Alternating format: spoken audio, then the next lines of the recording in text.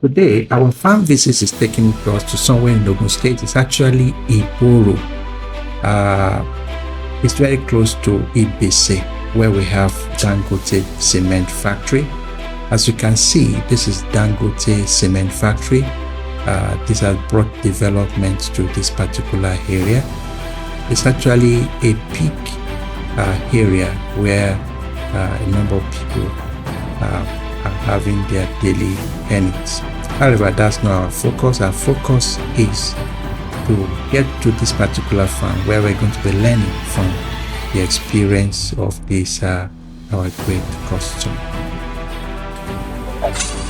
Good day, viewers. My name is Dr. Akin Orebiyi from Dotmark Farmer Center. Today, I'm with one of our very good customer, a very experienced farmer. His name is Mr. Orebiyi, but I think I should allow him to introduce himself so that you can hear from him. Please, can we meet you? Thank you. My name is Akin Orebiyi. I have the privilege of initiating this project known as Unwavering Farms, where we are working. I said, although the dream for the farm itself started well over 30 years, about 36, 37 years ago. I recall that I was a school teacher in this neighborhood about 38 years. I resumed here in 1985, and I've always loved farming. Even as a young boy, I grew up in Ibadan, but during the holidays, our parents would bring us to our grandparents. So whenever we were with our grandparents, I lọ ṣọdẹ pẹ̀lú wọn, wọ́n mú wa lọ sóko, àríbá wọn nǹkan ọ̀gbìn ṣe ń ṣe, pákí, àgbàdo, even rice. And we also had a grand uncle then. So it was my grandfather's younger brother. Wọ́n pè ní Bàbá Aládìẹ. He used to run a farm at Ibogun near Ifo in those days. So we used to go there too. So from then in the 70s and 80s, I got fascinated with farming. And my dream has always been that one day, one will also start. And so when I became a teacher and I started teaching here, I tried some little farming. Agbin Paki, Agbin Agbado. That was around 1987, 88. But teacher so I had to abandon it. And I said, one day I will come back to start this. And when the Almighty smiled on us and provided the means, we started to come back home. And exactly in 2012, really, we started the Unwavering Farms as it is today. So it's about 10, 11 years ago that we actually. That's really very interesting. On getting here, I can see that you have a large mass of land where you have done a poultry farming, you've done a piggery. I can see that you also have a feed mill that already built and quite a number of other structures. Did you actually start with a poultry farm? Yes, to be sure, we started with poultry. But it's funny because we started with, I think, just about 50 birds. Wow. 50 birds, 50 points of lay. I just told my brother it was selling them for about, is it 800 naira or so? I think 60, because it was 48,000 that cost us. So we bought 60 the first time. After a few weeks, bought another 60, making 120. And then after a few weeks, it began to lay. So that's how we started. And we were getting initially half a crate, later a crate, two and a half crates, maximum maybe three crates and a few other pieces on top.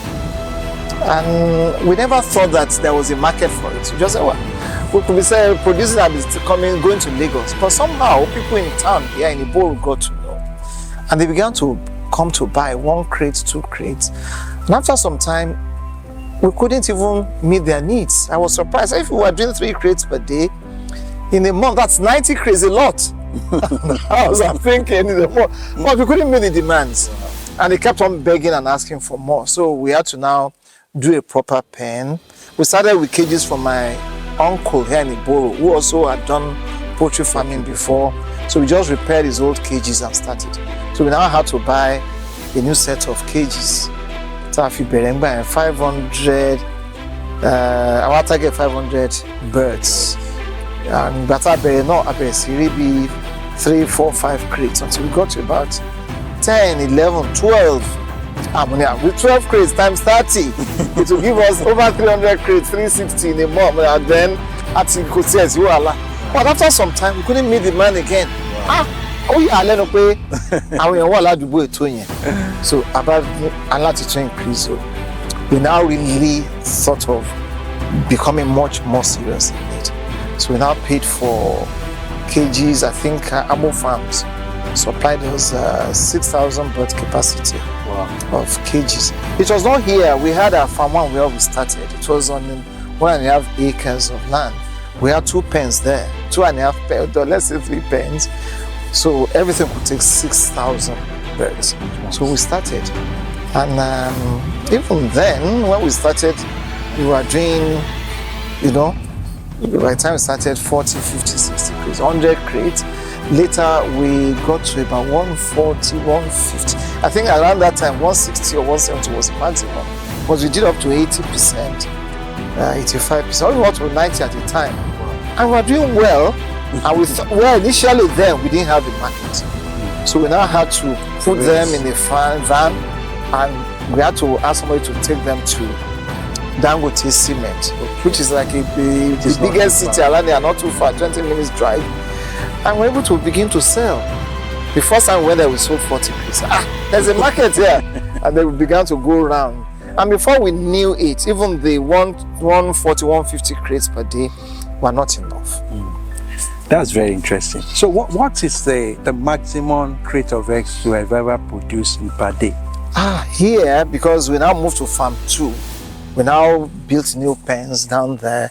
We're able to do over 18,000 birds. Wow. And we're able to produce about 520 crates per day, between 525, 40 crates per day at the peak. That was around 2017, 2018, up to 2019. That's very, very, very interesting. So viewers, you can hear this very encouraging story of somebody that just developed interest in farming and he has gotten to that point. But we know that in life, there's no any business that does not have one challenge or the other. But before we get to that aspect, what do you think we can say is the potential of farming business in Nigeria? Well, the potential lies first and foremost in our population. We have a huge population that we have to feed in this country, and we are not producing enough. So to meet that gap, the potential is still huge. Not only for poultry, but as you said, in farming generally, whatever aspect of farming, the potentials are really huge. And we're talking of local consumption. We're not even talking of processing and exporting, which is also quite huge on its own. So it's quite huge. It's an area I believe more people should show interest. Those who have the funds should collaborate with those who have the expertise and come together. And we expect the government to provide some support. I think that's another important thing that we need to talk about. With this your years of experience in farming, can you say that you've gotten support from government as expected? Because normally we hear about loan for farmers. Have you ever benefited? Not at all. Not at all. And it's not because we have not tried. We have tried. We have made efforts. We have joined farmers groups and associations. We're also done on our own individually. But the support from farming by way of finance from government, from banks have not been forthcoming as such. If you have got any support from any bank, it's through our own private initiative, but not from the government.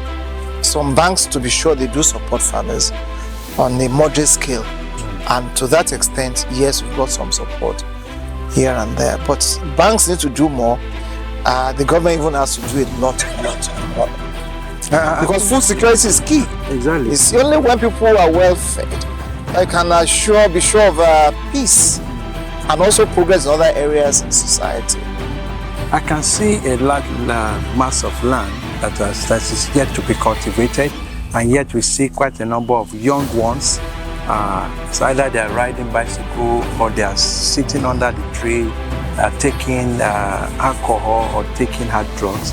I think these are areas that a government can really look into and encourage other people to go into. So before we go today, what are some of the other challenges that you experience in this farming business, and based on your experience, what are the solutions that you think could mitigate those challenges? Okay. Especially for people that are still active in this business. Well, the challenges can be broken down into two parts. One part is, I would say, historical, some things that you do not expect that maybe just came up. And there are also some other challenges that you experience on a day-to-day basis in farming. For the ones that we experience that were not expected, we didn't plan for us in poultry, those who have been in poultry for a number of years now, will remember the egg glut of 2019, when the government gave a particular company, a foreign company for that matter, to invest in the downstream sector of the poultry industry, where that particular company was able to bring funds from abroad to invest in egg production, and at a cost that they could afford to sell and outperform other farmers. That year, many farmers lost a lot of their investment. We too were not spared. We lost quite a lot of money that year. So it affected quite a number of, some poultry even shut down. And since 2019, they never rose up till now. It affected us, but we still tried to trudge on. But by the following year, COVID came. There was a lockdown, people could not move for months, and then birds were producing every day. You know, birds will never stop producing. They had to have. So we were spending money on feeds, and they were producing. And even when we reduce the feed, they still produce up to a particular level. But we couldn't sell the eggs to have the funds that we needed. So it affected us again, as affected quite a number of farms. So we lost quite a lot of our investment again, and we had to reduce the structure, everything. I can say that in the past maybe 24 months, we're just seeking to grow again gradually. But we've taken it as part of the challenges of life. We won't, because of that, now shut down our business. There's no business, no venture that you try in life that you won't encounter. So you shouldn't, because of that, now run away entirely. The second type of challenges are the ones that I feel the government has to help farmers. For example, when we moved in there were no access roads. We had to get a bulldozer to clear the roads for. We paid for it for 3 days. Till now, we don't have government electrical supply, public supply of electricity. Wow. We have our wires, we have our generators, we have our solar panels, and what have you. We generate electricity ourselves. It's a huge cost. We can't compete to supply electricity. And most farms are outside the city where there's electricity. So there is need for more government involvement in rural development. Electricity, water supply. We have our own boreholes. We have about 3 boreholes on this farm that we have to invest in. And these are sole efforts. Yes, sole efforts. So that electricity, water, access roads, and then inputs for farmers. If there's a way the government could help farmers so that the cost of, if you are a poultry farmer, the cost of DOCs will come down, cost of feeds, an input like maize, we still are not producing sufficient quantity of maize in this country. Definitely. So the government should still not close its eyes completely to importing maize, while still encouraging local production to continue to grow over time. You can't get there overnight. But let's give ourselves 5 to 10 years what will be sufficient in maize production. But between now and then, we should still gradually be importing maize. Exactly. And not only maize, in several other aspects of farming too. Even farming tools. Tractors, we don't have. Harvesters, harrows, and whatever, we don't have. You have to hire. But if you have a government department where you can agro services, where you can hire these out at affordable prices, it will help a lot. There's still a lot I believe that the government needs to do to support farmers. So these are the challenges we continue to face on a day-to-day basis. Yeah, thank you so much for your time. Before we go, I observed that recently you started looking to direction of growing cashew. Just in 1 or 2 minutes, just why did you go into it and what is the potential in growing? Okay, cashew production. You are quite observant, doctor. Yes, we have cashew trees here. We met some of them here, and we also have started growing. The main thing, the main attraction, two main attractions for, first of all, we over the years have been able to acquire quite some substantial number of acres of land here, about 50 acres. Wow. And if you have 50 acres for poultry farming, for livestock, poultry farming or piggery, you don't need. By the time you put in 5 to 10 acres. So we thought of what we could do with the remaining 10 acres. Then we now observe around that this is a cashew production belt, starting from Kogi State to Oyo State, Oyo North, up to this part of Ogun State. The land is very good for cashew production. And over the years, the government had encouraged cashew production here. In the next town, about 30 years ago, there was now the National Agricultural and Land Development Authority that acquired about 500 hectares of land in Jogaorile and encouraged farmers to go into cashew production.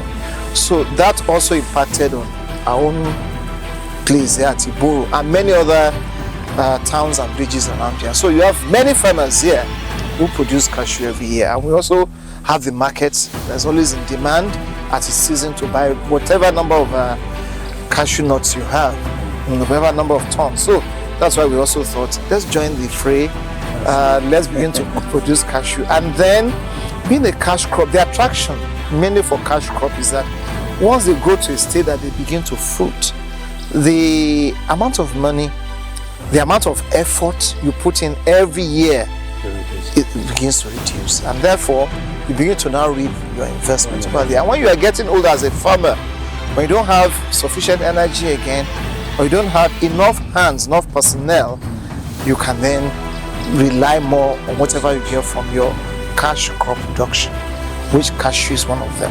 One thing I would like to also say, because you mentioned it in passing, I think we have the challenge of having good and professional personnel that are committed to do the work. Most of these young ones, with due respect to them, if you put 10 young men or young women down to work for you, you'll be fortunate if you get 3 that are dedicated and ready to work on a farm. Exactly. So they come, they expect so much, and they can't do the work. So if there's still a need, and I think there is, not if, for government to encourage our educational system to do more with agricultural science right from secondary schools, so that the encouragement begins from there. So you find people who are already keen or fascinated like me from a young age to want to go into farming. We need to encourage the young ones in that direction. Not everybody can do ICT or go into banking or oil production. Of course, agriculture is important. We just have to keep it going. Ladies and gentlemen, I'm sure it's been a wonderful time today listening to our guests. So if you are out there, you are thinking about agriculture, it's something that we continue to be relevant, especially as far as we are alive, because we must eat. That's very important. We want to thank our guest today for spending your time, and I hope that anytime we call on you to air 1 or 2 advice from you, you will be available. Well, we'll be ready, because Topmark has been a lifeline to us and to many other farms. We really appreciate your efforts. Thank you so much. Thank you. Thank you, sir. Thank you so much, Doctor.